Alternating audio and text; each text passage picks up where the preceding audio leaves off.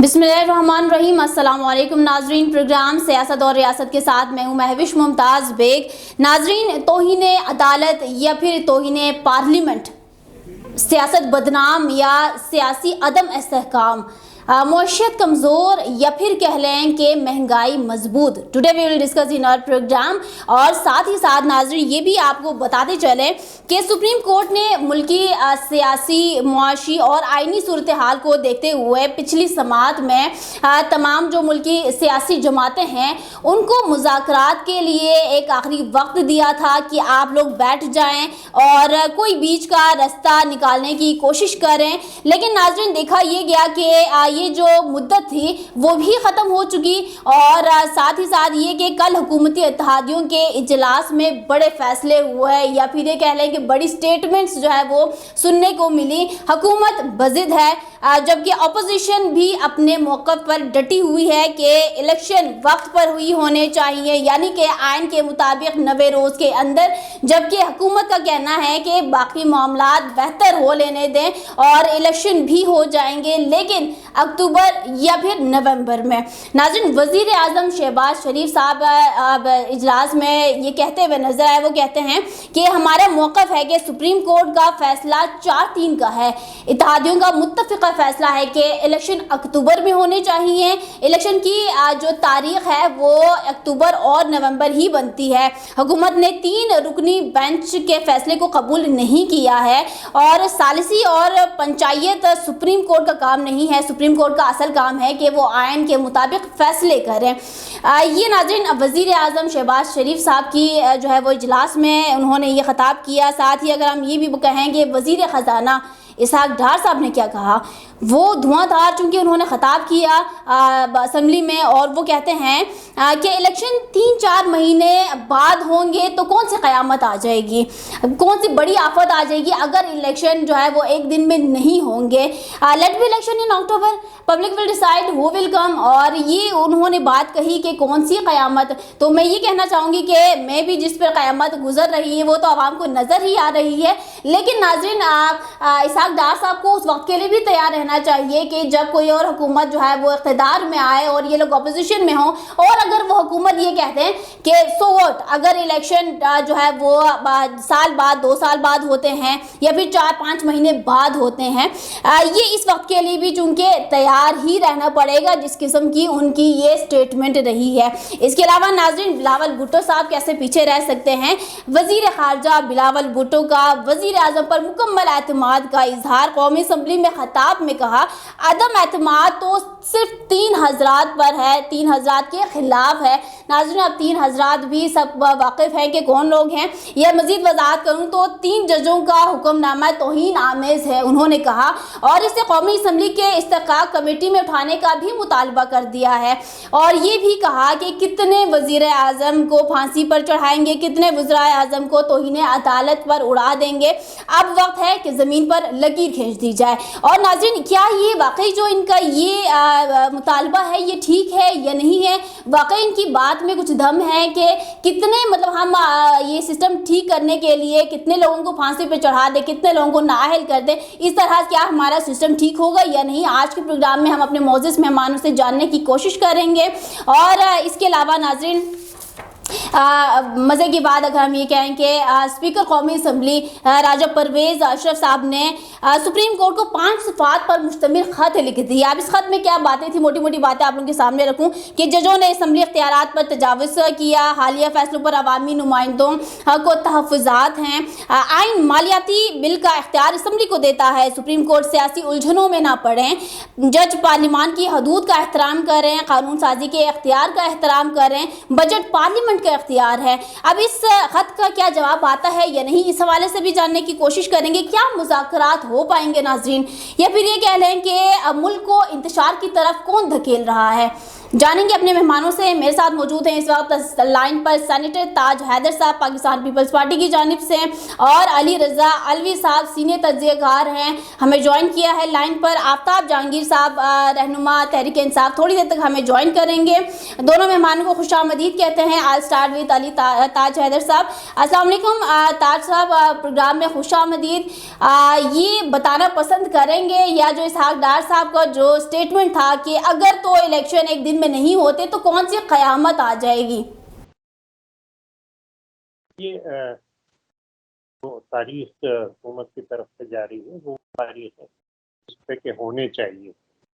یہ کہنا کہ الیکشن میں تاخیر ہو رہی ہے, یہ میرے خیال سے غلط ہے. الیکشن کی تاخیر نہیں, اس وقت پہ ہونے تھے تمام ملک کے اندر انتخابات, اسی وقت پہ ہو رہے ہیں. کہ اب مذاکرات شروع ہو گئے ہیں, ادھر کی ٹیم بھی ہے ادھر کی ٹیم بھی ہے. میرے خیال سے بہتری کی امید کے اندر رکھنا چاہیے. ہاں, یہ بات ہے کہ یہ پارلیمنٹ کا اور سپریم کورٹ کا جھگڑا ہے, قسم کا تاثر عام طور پہ پایا جاتا ہے اور میڈیا میں دیا جا رہا ہے. جو جھگڑا ہے وہ ہر ادارے کے اندر اندرونی جھگڑا ہے. سپریم کورٹ کے اندر بھی, عدلیہ کے اندر بھی جھگڑا ہے, پارلیمنٹ کے اندر بھی. خیر پارلیمنٹ میں تو سیاست ہوتی ہے تو وہ سیاست سے مبرہ نہیں ہے, لیکن اور اداروں کے اندر بھی جو ہے وہ کافی اختلافات آپس میں. سپریم کورٹ میں یہ اختلافات جو ہیں یہ اوپر ابھر کے آ گئے, اور یہ اوپر ابھر کے آئے تھے جس وقت سپریم کورٹ کے دوسرے جو محترم جج ہیں جو چیف جسٹس کے بعد آتے ہیں, انہوں نے کچھ مذہبی انتہا پسندی کے خلاف کیے. تو اس کے بعد سے یہ چیزیں سامنے آئیں, ان کو ریفرنس ان کے خلاف دیا گیا, بری طریقے سے ان کو ستایا گیا. جو باہر ایجنسیاں ہائر کی گئیں کہ وہ ان کے بچوں کی.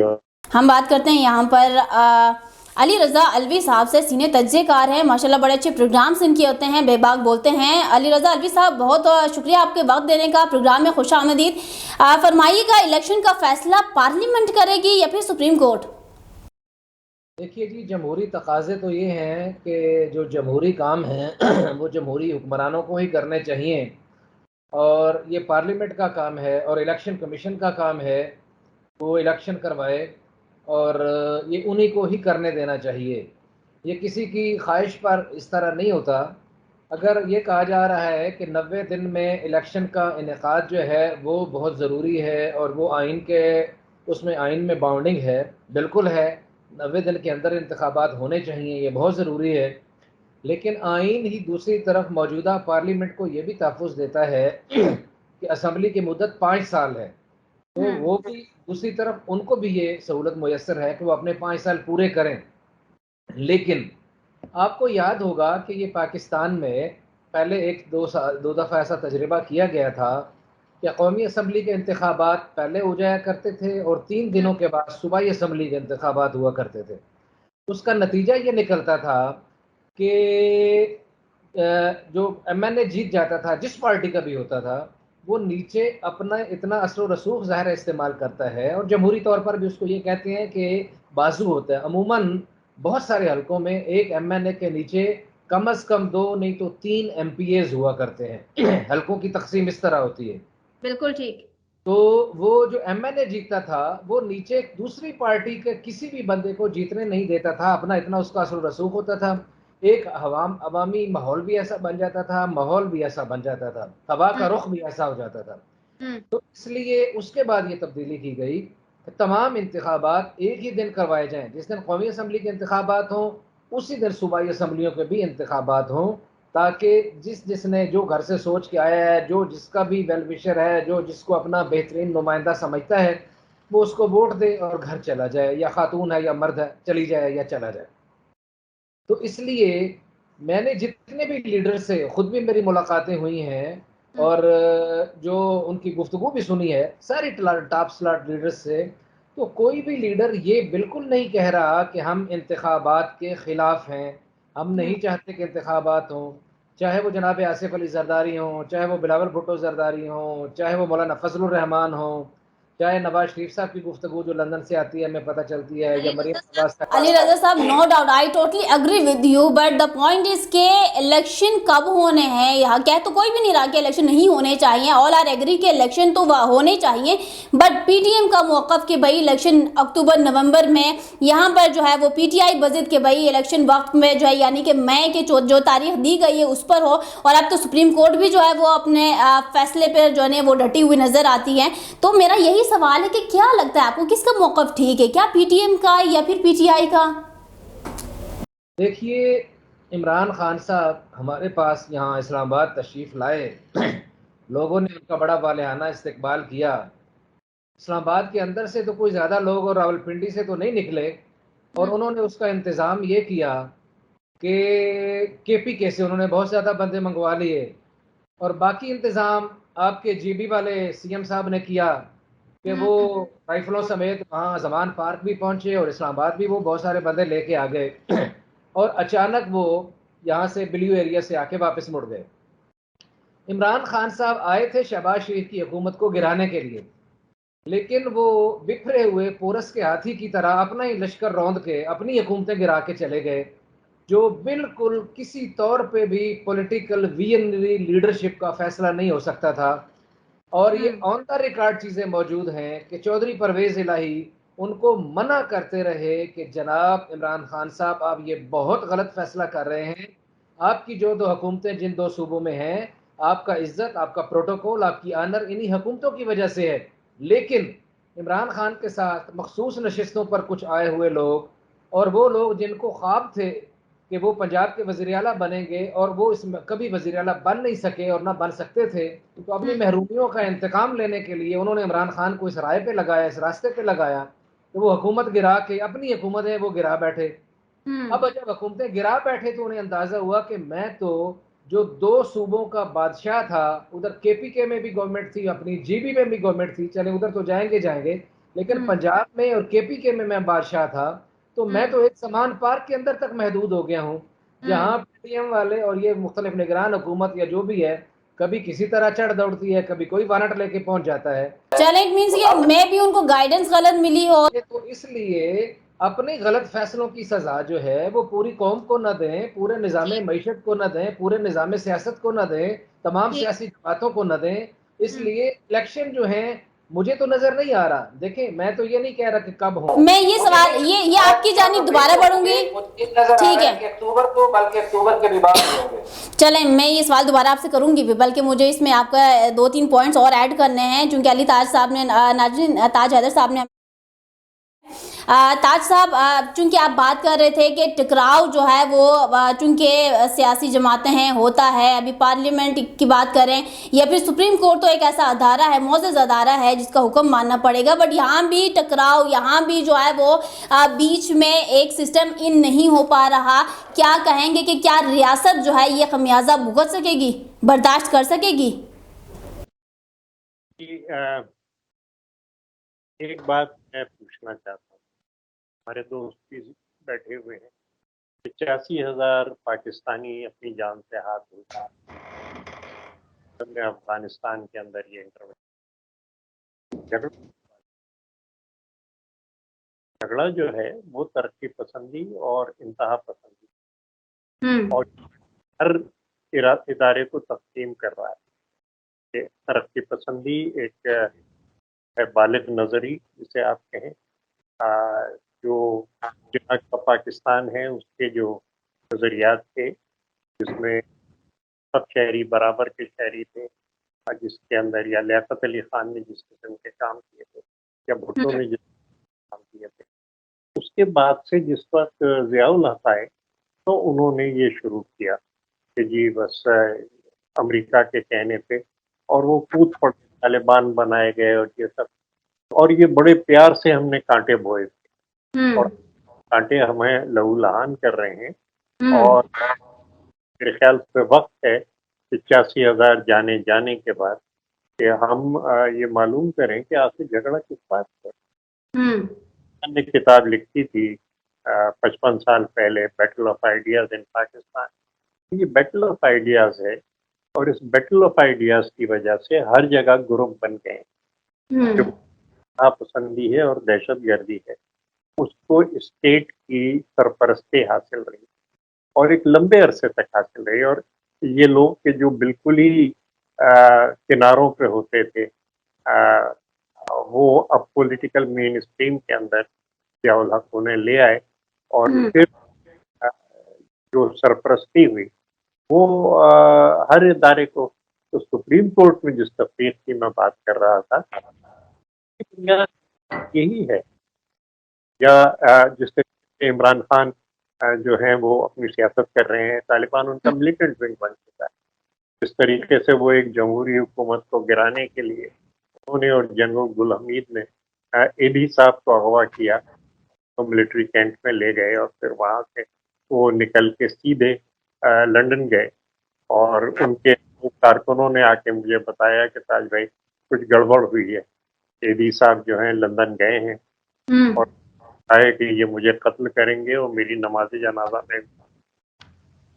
ये चीज़ें जो हैं मतलब ये कार्य सवाब समझ के लोगों को कत्ल कर, हम कहते हैं कि नहीं, इंसानी जान की हुर्मत है, इंसानी हकूक, और हमें आगे लोगों के जो मसाइल हैं उनको हल करना सो ताज साहब, what do you think what should be done next? है। क्या लगता है आपको आगे क्या होना चाहिए फिर? Is there any chance of compromise कि कहीं पर या हुकूमत कॉम्प्रोमाइज कर जाए या जो है वो अपोजिशन की बात करें, कोई चांस दिख रहा है आपको? वो तो बेटी देखो, हर झगड़ा मुज़ाकरात से ख़त्म होता है और तमाम जो झगड़ा हुआ है संवाद, तो अब इसमें मुज़ाकरात के लिए कल रात कमेटियां बन चुकी हैं और तहरीक इंसाफ की जो कमेटी है, शाह महमूद साहब के साथ मैं 30 साल तक काम कर चुका हूँ। वो हमारी पार्टी के बहुत अहम लीडर थे और कम अज़ कम जब हमारी पार्टी में थे तो बहुत खुश अखलाक, उनकी उर्दू बेहतर है, उनके जो अखलाक है बड़ा उनका आला। ये वाली हालत नहीं थी कि जो आजकल आप देख रहे हैं, और आजकल भी बहुत संभली हुई बादशाह महमूद साहब के। फिर मेरे साथ हैं जफर साहब, जो कि बहुत अच्छे एडवोकेट हैं। हमारी जो पार्लियामेंट्री अफेयर्स की कमेटी है, जिस सदारत मैं कर रहा हूँ, मैं चेयरमैन उसका, उसके मैं कोई चांस है अभी के मुज़ाकरात का? लेकिन ताज साहब, सुप्रीम कोर्ट ने भी मुज़ाकरात का एक चांस दिया था लेकिन वो मुद्दत भी ख़त्म हो चुकी। तो ये मुज़ाकरात करने हैं नहीं करने, कमेटी बिठानी है, लोगों को बुलाना है, ये सिलसिला कब तक चलेगा? और ये जो हमने बात की और जो खासतौर से चेयरमैन बिलावल बात कर रहे हैं, वो ये है कि सुप्रीम कोर्ट का मतलब है पूरा सुप्रीम कोर्ट। वो ये कि अपने पसंद का आपने बेंच बना लिया और हर एक मुकदमा है, सियासी मुकदमा, वो उसी बेंच के सामने आया और फिर आपस में मतलब फिर एक 4 मेंबरों की बेंच, मतलब 9 की बेंच बनी, फिर 7 की बनी, फिर 5 की, फिर 3 पे आ गई। तो मेरे ख्याल से ये कोर्ट हमारा कोर्ट है और हमें इसकी इज्जत और तौकीर है और हमें हर जज को मोहतरम समझते हैं।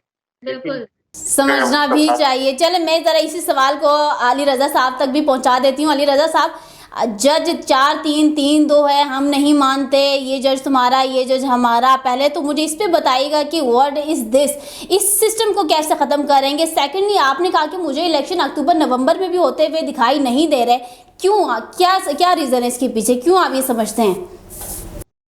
अच्छा जी, आपके सवाल का जो पहला सिलसिला है, पहला हिस्सा है, उसमें जजेस वाला जो मामला है ये बड़ा अलमिया है और ये हमें बड़ा ताना दिया जाता था और टांट किया जाता था मीडिया को ख़ास तौर पे कि देखें जी, कि पता चल जाता है कि फ़लाँ चैनल जो है वो फ़लाँ ख़बर देगा और फ़लाँ जो है वो फ़लाँ ख़बर देगा और फ़लाँ की सपोर्ट करेगा।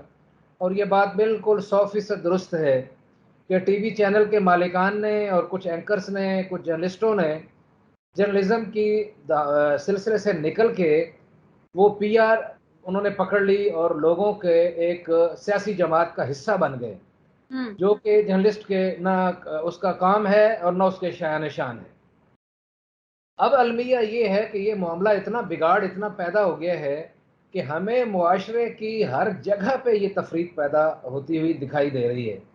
اس سے پہلے سیاسی اختلاف جو ہے ایک سیاسی اختلاف کی حد تک ہوا کرتا تھا، اب سیاسی اختلاف کو نفرت اور ذاتی دشمنی کی لیول تک لے کے گئے ہیں کچھ لوگ، اور اس کے اوپر بڑی بھرپور انہوں نے انویسٹمنٹ کی ہے. چلیں ٹھیک ہے جی، بہت شکریہ آپ کا. یہ بہت بڑا سوال ناظرین آپ لوگوں کے درمیان ہم چھوڑے جا رہے ہیں، اور الیکشن پر حکومت اور اپوزیشن کو ناظرین ان کے درمیان اتفاق رائے قائم ہونا ہوگا. اگر ایسا نہیں ہوتا تو معاملات مزید بگڑ سکتے ہیں، علی رضا صاحب نے فرمایا. اور اس کے علاوہ تاج حیدر صاحب کا کہنا یہ ہے کہ dialogue is the last solution, final solution یہی ہے، اس کی طرف دونوں کو بڑھنا چاہیے تمام جو ہے وہ معاملات بہتر کرنے کے لیے. اور in the end of programme I just want to say that everything is possible, nothing is impossible. So just believe in yourself. ناظرین اچھا کام کریں اچھی نیت کے ساتھ. اسی کے ساتھ مجھے دیجیے اجازت، انشاءاللہ نیکسٹ پروگرام میں دوبارہ حاضر ہوں گے. تب تک کے لیے اللہ حافظ.